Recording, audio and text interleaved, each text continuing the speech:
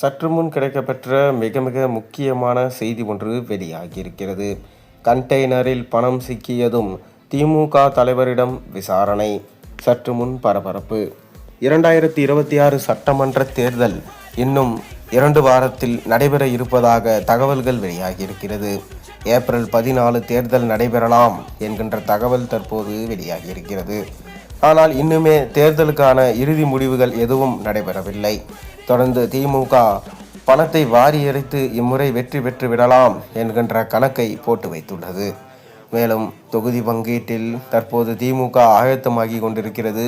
யார் யாருக்கு என்னென்ன தொகுதிகள் ஒதுக்கலாம் என முடிவு செய்யப்படுகிறது. அந்த தொகுதி பங்கீட்டு பேச்சுவார்த்தையில் ஒரு தொகுதிக்கும் அந்தந்த அமைச்சர்கள் 5 ஆண்டு காலமாக சேகரித்த பணத்தை தான் செலவு செய்ய வேண்டும். கண்டிப்பாக தங்கள் தொகுதிகளில் வெற்றி அடைந்தே ஆக வேண்டும். கிட்டத்தட்ட 160 தொகுதிகளுக்கு மேலே திமுக தனித்து போட்டியிட்டு வெற்றி பெற வேண்டும் என முயற்சி செய்வதாக தற்போது விஷயம் வெளியாகி இருக்கிறது. அது மட்டுமில்லாமல் ஸ்டாலின் இப்பொழுது பொம்மை முதலமைச்சராக தான் இருக்கிறார். காரணம், அனைத்து பொறுப்புகளும் இந்திய தேர்தல் ஆணையத்தின் வசம் சென்று விட்டதாம். ஆனால் கண்டெய்னரில் பணத்தை எடுத்து செல்ல திமுகவின் தலைமை முடிவு செய்ததாகவும், அதாவது இந்த 5 ஆண்டு காலத்தில் ஊழல் செய்து சேகரித்த பணம் அனைத்தும் மக்களுக்கு விநியோகம் செய்ய கண்டெய்னரில் கொண்டு வரப்போவதாக ரகசிய தகவல் வந்திருக்கிறதாம்.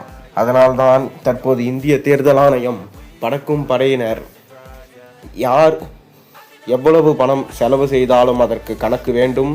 ஒரு அமைச்சர் அல்லது ஒருவர் 40 லட்சத்துக்கு மேல் செலவு செய்தால் அதை ஊழலாக கருதப்படும் என அறிக்கை வெளியிட்டுள்ளது. இதனால் திமுகவே ஆடி போய் உள்ளது. தொடர்ந்து நாம் ரகசியமாக செய்யும் இந்த விஷயங்கள் அனைத்தும் எப்படி வெளிவருகிறது, யாரின் மூலமாக வெளியே செல்கிறது, எப்படி இதை கண்டுபிடிக்கிறார்கள் என ஸ்டாலின் மிகவும் கடுமையாக கோபமடைந்ததாக சொல்லப்படுகிறது. இம்முறை நாம் தோற்றால் நம் எதிர்காலமே இல்லாமல் போய்விடும். கண்டிப்பாக திமுக 2வது முறையாக ஆட்சி கட்டிலில் அமர வேண்டும் என ஸ்டாலின் உத்தரவிட்டிருக்கிறாராம். ஆனால் இந்திய தேர்தல் ஆணையமோ பறக்கும் படையினரால் தொகுதி விட்டு தொகுதி, மாவட்டம் விட்டு மாவட்டம் பணத்தை எடுத்து செல்வதை, பட்டுவாடா செய்வதை கையுங்களமாக பிடித்தால் யார் எந்த தொகுதியில் எந்த அமைச்சர் பட்டுவாடா செய்கிறாரோ அவர் தேர்தலிலே நிற்க முடியாத மாதிரி சூழல் ஏற்படும், அவர் கைது செய்யப்படுவார் என்கின்ற தகவலும் தற்போது வேகமாக இணையத்தில் பரவி வருகிறது. இதனால் ஸ்டாலின் கண் சிவந்ததாகவும் திமுகவை முறை வெற்றியடைய செய்யுங்கள் என ஒரு அமைச்சருக்கும் கூறியதாக தற்போது தகவல்கள் வெளியாகியிருக்கிறது.